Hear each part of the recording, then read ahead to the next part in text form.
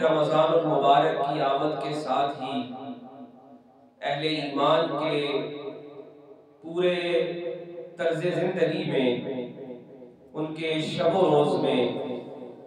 دن رات کے معمولات میں ایک واضح فرق ظاہر ہو جاتا ہے، اور ظاہر ہے ایمان کا تقاضا بھی ہے، اور آقا کریم رسول عظیم نبی کریم صلی اللہ علیہ وآلہ وسلم کی زندگی مبارک، آپ کی سیرت مطہرہ بھی اس بات کی گواہ ہے۔ صحابہ کرام رضوان اللہ علیہم اجمعین بتاتے ہیں کہ جیسے ہی ماہ شعبان آقا کریم امام الانبیاء صلی اللہ علیہ وآلہ وسلم کی عبادات اور آپ کے معمولات کا فرق واضح ہو جاتا، اور آپ اپنی دعاؤں میں رمضان کی آمد اور ماہ رمضان کی عبادتوں میں استقامت کی دعا کو شامل فرماتے۔ احادیث مبارکہ میں کئی ایسی دعائیں موجود ہیں جو صحابہ کرام رضوان اللہ علیہم نے آقا کریم صلی اللہ علیہ وآلہ وسلم سے سنی۔ آقا کریم ماہ رمضان المبارک کی آمد کے لیے دعائیں مانگتے ہیں، اور ماہ شعبان میں ہی اللہ کے نبی محبوب رب العالمین صلی اللہ علیہ وآلہ وسلم ماہ رمضان سے ملنے کی دعا مانگتے ہیں۔ اس کی عظمت کا اور اس کے مرتبے کا اور اس کی شان و شوکت کا اور کیا بیان ہو سکتا ہے، اور کیا اظہار ہو سکتا ہے کہ کریم آقا، مہربان آقا، رحمت للعالمین آقا، دو جہانوں کے تاجدار آقا، سراپا رحمت آقا رمضان سے ملاقات کی دعا فرماتے ہیں۔ بخاری شریف میں حدیث موجود ہے، صحابہ کرام راوی ہیں کہ آقا کریم صلی اللہ علیہ وآلہ وسلم شعبان جیسے ہی آتا تو اللہ کے حضور دعا فرماتے کہ اے پروردگار، تو نے ہمیں ماہ شعبان سے ملایا، اب ہمیں ماہ رمضان سے بھی ملا دے۔ اور یہ ایسا منفرد اعزاز ہے کہ سال کے باقی مہینوں سے ہٹ کر جو ماہ رمضان کو حاصل ہے کہ کریم آقا امام الانبیاء صلی اللہ علیہ وآلہ وسلم ماہ رمضان سے ملاقات کرنا چاہتے ہیں، ملنا چاہتے ہیں۔ اور اس کا سبب کیا ہے؟ اگر اس کی غرض و غایت دیکھی جائے، اس کا مقصد دیکھا جائے، تو کیونکہ کریم آقا جن کے لیے رب کا کلام کہتا ہے حریص علیکم بالمؤمنین رؤوف الرحیم، کہ یہ جو رب کے محبوب ہیں یہ رحمت للعالمین ایسے نہیں ہیں، بلکہ یہ اہل ایمان کے لیے حریص ہے۔ حریص کا معنی کیا ہے؟ کہ ہم تو دنیا دار بندے ہیں، ہماری حرص کیا ہے؟ ہماری حرص دولت کی ہے، مکان کی ہے، لباس کی ہے، رزق کی ہے، ہماری حرص دنیاوی ہے، ہماری حرص مادی ہے، ہماری حرص ظاہری ہے، اور ہماری حرص کا تعلق اس ظاہری حیات سے ہے۔ اور قربان جائیے محبوب رب العالمین آقا کریم جناب رحمت للعالمین صلی اللہ علیہ وآلہ وسلم، رب کا کلام فرماتا ہے حریص علیکم بالمؤمنین رؤوف الرحیم، کہ وہ اہل ایمان کے لیے، مومنین کے لیے حریص ہے۔ وہ ان کا بھلا چاہتے ہیں، ان کی خیر خواہی چاہتے ہیں، ان کی بہتری چاہتے ہیں، اہل ایمان کی فلاح چاہتے ہیں، اہل ایمان کے لیے مہربانی چاہتے ہیں۔ اور رمضان سے جو ملنے کی جو دعا ہے اس کے پیچھے بھی حکمت یہ ہے، اس کا بھی مقصد یہ ہے کہ اے پروردگار ماہ رمضان سے ملا تاکہ تیری مخلوق کے لیے بخشش کی دعا کی جا سکے، تیری مخلوق اپنے گناہوں کی معافی پا سکے، اپنی مغفرت، اپنی بخشش اور اپنے رب کے فضل کو حاصل کر سکے۔ تو حاضرین مکرم، ماہ رمضان کی آمد اپنے ساتھ رحمتیں، برکتیں، مغفرت، بخشش اور رب کی عنایت اور مہربانی لے کر آئی ہے۔ اور ماہ سیام کا ہر ایک لمحہ اپنے اندر کئی طرح کی برکتیں لیے ہوئے ہیں۔ جیسے حدیث مبارکہ سے ہمیں پتہ چلتا ہے کہ ہر نفل عبادت کا درجہ فرض کے برابر قرار دے دیا جاتا ہے، اور ہر فرض عبادت کا درجہ 70 گنا سے بھی بڑھا دیا جاتا ہے۔ اور صحابہ کرام گواہ ہیں، آقا کریم امام الانبیاء صلی اللہ علیہ وآلہ وسلم جن کے لیے رب نے فرمایا کہ ہم نے تیرے اگلے اور پچھلے معاف کر دیے ہیں، جو ہر قسم کے عیب سے، ہر قسم کی خطا سے مبرہ منزہ پاک ہے، آقا کریم کی عبادتیں بڑھ جاتی ہیں، راتوں کا قیام بڑھ جاتا ہے، اور دن بھر کی تسبیح اور تلاوت بڑھ جاتی ہے۔ آقا کریم، مسلم شریف کی روایت ہے اور بخاری نے بھی اس کو نقل کیا کہ آقا کریم امام الانبیاء صلی اللہ علیہ وآلہ وسلم سال بھر اتنی تلاوت قرآن نہ کرتے جتنی ماہ رمضان المبارک میں فرماتے۔ ماہ رمضان المبارک میں آپ دن بھر میں بھی 30 دن میں ایک قرآن مجید کا ختم کرتے اور رات بھر میں بھی ایک ختم کیا جاتا ہے۔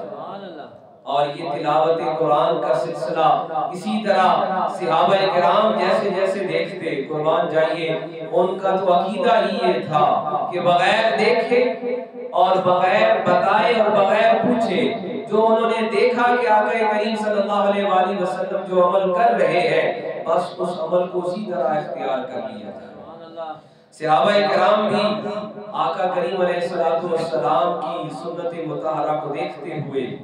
رمضان المبارک کی آمد کے ساتھ ہی اپنی عبادات کو، اپنے نوافل کو بڑھا دیتے ہیں۔ بات نوافل کو اس کی ہو رہی ہے، ہمارے تو فرائض ہی پورے نہیں ہوتے، ہمارے لیے تو یہ ذکر،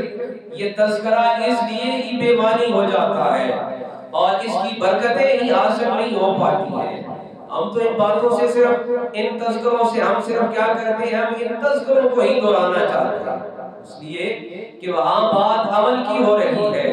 اور آقا کریم کو دیکھ کر ان کے غلامان و صحابہ کرام کیا کرتے ہیں کہ وہ بھی اسی طرح فرائض تو پورے ہیں ہی سال کے سارے دنوں میں، اب وہ کیا کرتے ہیں کہ اپنے نوافل کو بڑھا دیتے ہیں۔ اب ہمارے لیے اس میں سبق کیا ہے کہ ہمارے تو فرائض پورے نہیں ہیں، ہمارے لیے سبق یہ ہے کہ ہم نوافل تک نہ بھی پہنچ سکیں، ہم واجبات تک نہ بھی اگر جا سکیں، ہم اگر سنتوں کو نہ بھی عبور کر سکیں تو کم سے کم فرائض کی ادائیگی تو پوری ہونی چاہیے۔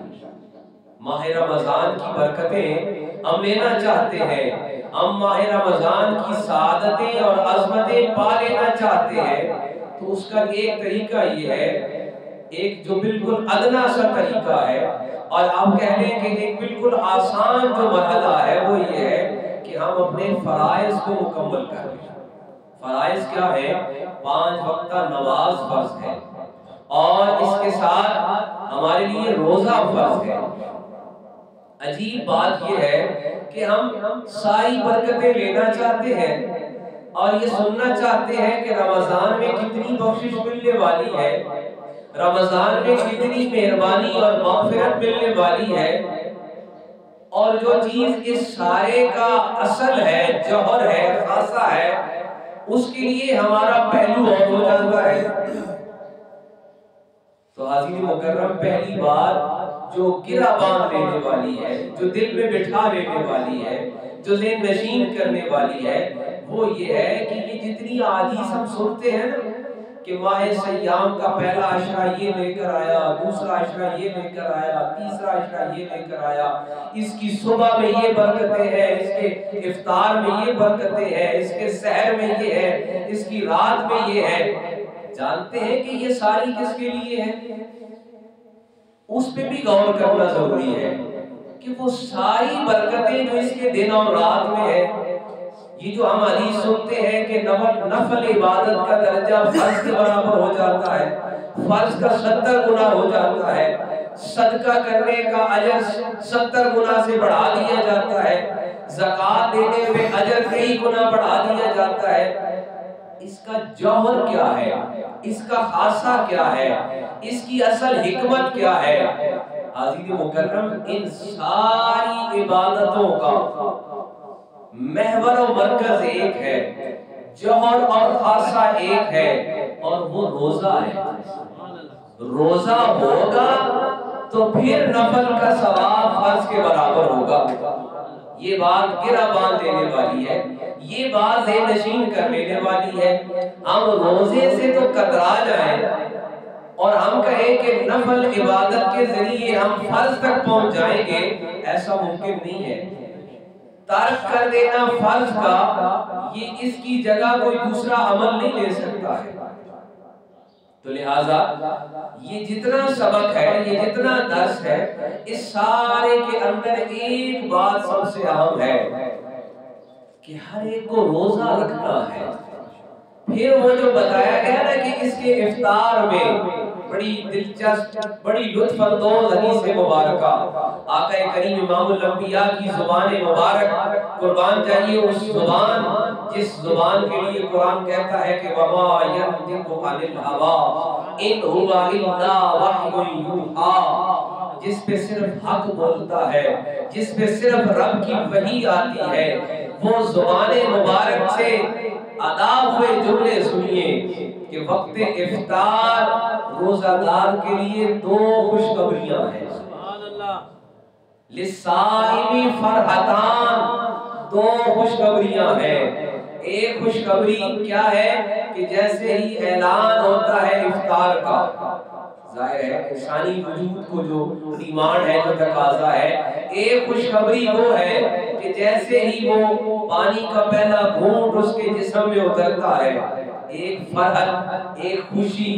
ایک اطمینان، ایک سکون میسر آتا ہے۔ اور حدیث مبارکہ کے الفاظ ہیں کہ دوسری خوشی کیا ہے، اس کا اندازہ بھی بیان نہیں ہو سکتا۔ جو روزے دار کو وہ لذت ملتی ہے، وہ روزہ افطار کے وقت جو غذا کا پہلا ٹکڑا، وہ پانی کا جو پہلا قطرہ جسم میں جاتا ہے، اس کی لذت کو بھی بیان نہیں کیا جا سکتا۔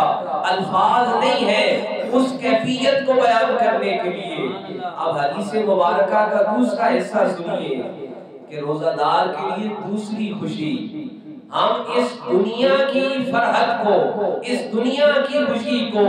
الفاظ میں نہیں لا سکے ہیں، اور حدیث مبارکہ کے الفاظ یہ ہے کہ دوسری خوشی روزہ دار کے لیے اپنے رب سے ملاقات کی ہونے والی۔ قربان جائیے اس لذت کو اور اس خوشی کو اور اس فرحت کے لیے تو ہمارے عقل ہی نہیں ہے، ہمارا تصور ہی نہیں ہے، ہمارا فہم و ادراک ہی نہیں ہے۔ ہم تو اس دنیا کی جو کیفیت ہے اس کو بھی کسی دوسرے سے بیان نہیں کر سکے ہیں کہ جو روزہ دار کو وقت افطار جو فرحت، جو خوشی، جو اطمینان اور جو دلی راحت میسر آتا ہے، اور آقا کریم علیہ السلام کی حدیث مبارکہ کے الفاظ مکمل تب ہوتے ہیں کہ آقا کریم فرماتے ہیں ایک خوشی روزہ دار کے لیے وقت افطار رکھی گئی ہے کہ جب اس کے رزق کا پہلا ٹکڑا اس کے جسم میں جاتا ہے، انسان کو جو فرحت، جو سکون اور جو تسلی حاصل ہوتی ہے، یہ ایک حصہ ہے۔ اور دوسری خوشی کیا ہے؟ بروز حشر جو اپنے رب سے ملاقات میں ملنے والی ہے۔ یہ ملاقات کی جو کیفیت ہے نا، یہ بڑی محبت بھری ہے، اس کے لیے الفاظ ساتھ نہیں دیتے۔ آقا کریم علیہ السلام کی ایک اور حدیث مبارکہ اس ملاقات پر سنیے، بخاری شریف کی روایت ہے، شاید پہلے بھی میں نے کبھی عرض کیا ہو کہ آقا کریم امام الانبیاء صلی اللہ علیہ وسلم فرماتے ہیں کہ یہ جو رب سے ملاقات کی لذت ہے نا، یہ عشاق کو ملتی ہے، یہ اہل اللہ کو ملتی ہے، اور یہ لذت ایسی ہے کہ وہ جس طرح اقبال لاہوری نے کہا نا کہ دو عالم سے کرتی ہے بیگانہ دل کو، عجب چیز ہے لذت آشنائی۔ جس چیز کو لذت آشنائی حاصل ہو جائے نا جس بندے کو، آقا کریم امام الانبیاء کی ایک اور حدیث سنیے کہ بروز حشر آقا کریم فرماتے ہیں جب سب کا فیصلہ ہو جائے گا نا، جنتی جنت میں اور دوسرے بیلی جو سنگی ہے وہ اپنے ٹھکانے پر پہنچ جائیں گے۔ آقا کریم امام الانبیاء کی حدیث مبارکہ کے الفاظ یہ ہے کہ ایک گروہ حشر میں باقی رہ جائے گا۔ فرشتے آئیں گے، ہاں بھئی تمہارا کیا ہے، کیوں کھڑے ہو؟ بتایا جائے گا کہ ان کا فیصلہ جنت کا ہو گیا ہے، یہ جانے کے لیے تیار نہیں ہے۔ بخاری و مسلم میں روایت موجود ہے، آقا کریم امام الانبیاء صلی اللہ علیہ وسلم فرماتے ہیں کہ رب خود ان بندگان خدا سے خطاب فرمائے گا۔ قربان جائیے، پہلے تو یہ لذت دیکھیے کہ باقی سب مخلوق کے لیے ملائکہ ہے اور ایک گروہ بندگان خدا رہ جائے گا، ان کے لیے رب خود خطاب فرمائے گا۔ ہاں بھائی میرے بندو، میرے عدل پہ کوئی اعتراض ہے؟ میرے میزان پہ، میرے انصاف پہ کوئی اعتراض ہے؟ حدیث مبارکہ کے الفاظ ہے، بندگان خدا عرض کریں گے باری الہ تیرا انصاف پر حق ہے، تیرا عدل حق ہے، ہم نے تیرے فیصلے کو تسلیم کیا، تو چلو تمہیں جنت میں لے جاتے ہیں، تمہارا ٹھکانہ دکھاتے ہیں۔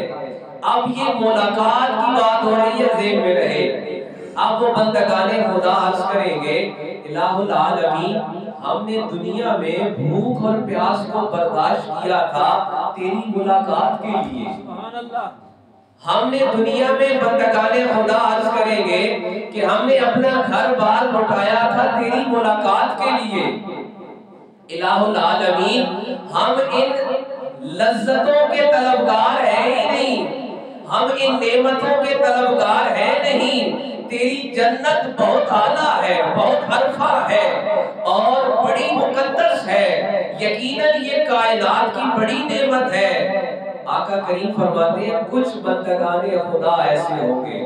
اب اس پر محدثین نے لکھا کہ وہ عشاق کا قافلہ ہے، وہ اہل اللہ کا قافلہ ہے۔ وہ عرض کریں کہ الہ العالمین، ہم نے سر کٹایا تجھ سے ملاقات کے لیے، ہم نے گھر بار لٹایا تجھ سے ملاقات کے لیے، ہم نے بھوک پیاس کو برداشت کیا تجھ سے ملاقات کے لیے۔ الہ العالمین، اب ہمیں جنت کی نعمتوں کی دعوت دی جا رہی ہے، تیری نعمتیں برحق ہے اور یقیناً انمول ہے، نایاب ہے، لیکن ہم تیری ملاقات کے منتظر ہیں۔ اب صحابہ کرام عرض کرتے ہیں یا رسول اللہ پھر فیصلہ کیا ہوگا؟ اب آقا کریم فرماتے ہیں وہ بارگاہ ایسی بارگاہ ہے، وہ در ایسا در ہے جہاں سے مانگنے والوں کو عطا ہوتا ہے،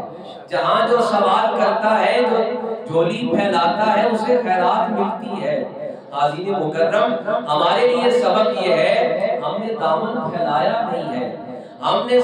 سوالی بن کے دیکھا نہیں ہے، ہماری ابھی جو جھولی ہے وہ مکمل نہیں ہو سکی، ہمارا ظرف مکمل نہیں ہے، ہمارا پیمانہ درست نہیں ہے۔ آقا کریم فرماتے ہیں یقیناً اس کے لیے، اس رب کی ملاقات کے لیے جس نے طور پہ موسیٰ سے کہا تھا لن ترانی، تو مجھے نہیں دیکھ سکتا، جس نے موسیٰ کے لیے کہا تھا لن ترانی، تو مجھے نہیں دیکھ سکتا، لیکن بروز حشر وہ جو بندگان خدا سوال کریں گے، وہ جو دستے سوال دراز کریں گے، وہ جو اپنی جھولیاں پھیلائیں گے، پھر رب کہے گا فرشتوں سارے حجاب اٹھا دو۔ ایک حدیث مبارکہ کے الفاظ ہے کہ بندے اور خدا کے درمیان 70,000 حجابات ہیں، وہ حجابات اٹھا دیے جائیں گے جو اس زمین کے رہتے انسان کی آنکھ کے لیے قرآن نے کہا کہ وہ تمہاری آنکھ نہیں کہ جو دیکھ سکے۔ فمن ابصر فلنفسہ، کسی کے پاس وہ آنکھ نہیں جو اس کا ادراک کر سکے۔ آقا کریم کی حدیث مبارکہ کے الفاظ یہ ہے کہ بروز حشر وہ جو اہل اللہ سوال کر دیں گے کہ الہ العالمین ہم تیری ملاقات کے لیے آئے ہیں، پھر رب اپنے بندوں کے لیے وہ حجاب اٹھا دے گا، وہ حجابات اور وہ پردے اٹھا دیے جائیں گے اور وہ عشاق، وہ اہل اللہ، وہ اللہ والے اپنے رب کے دیدار اور ملاقات سے فیض بار ہو جائے۔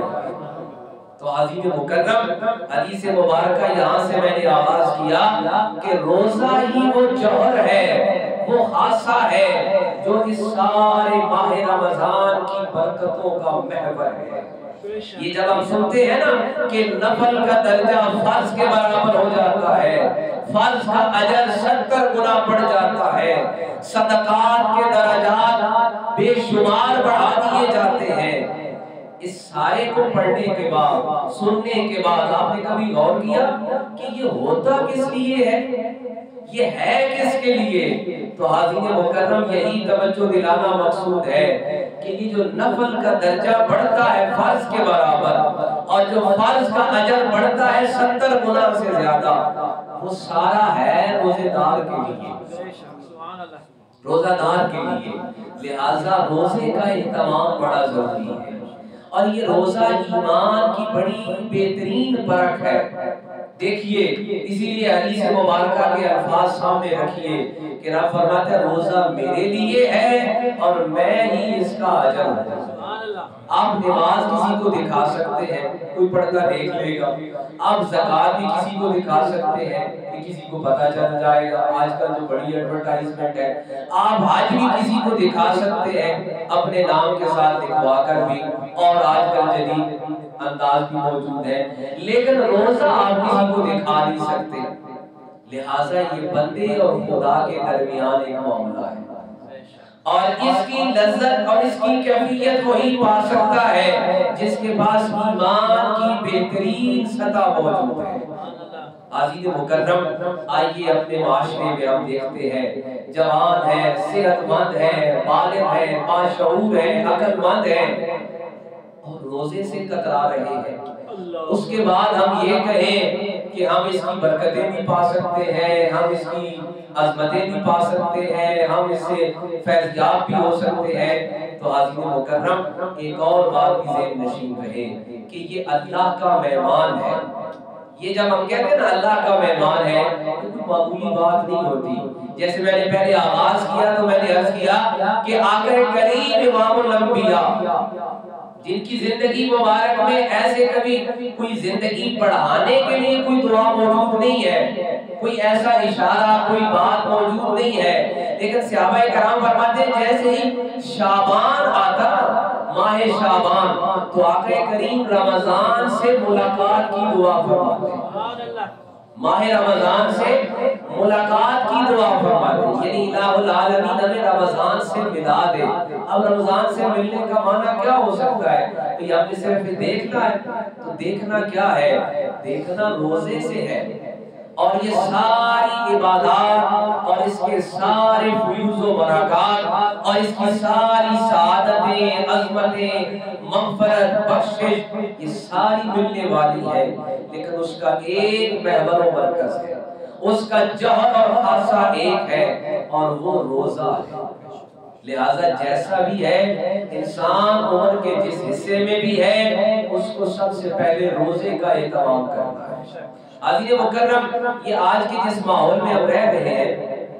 یقیناً انسانوں کے اعمال میں کوتاہی ہمیشہ ہی ہر دور میں ہوتی رہی ہے، لیکن ابھی کوتاہی ایک اور نہج پر ہے،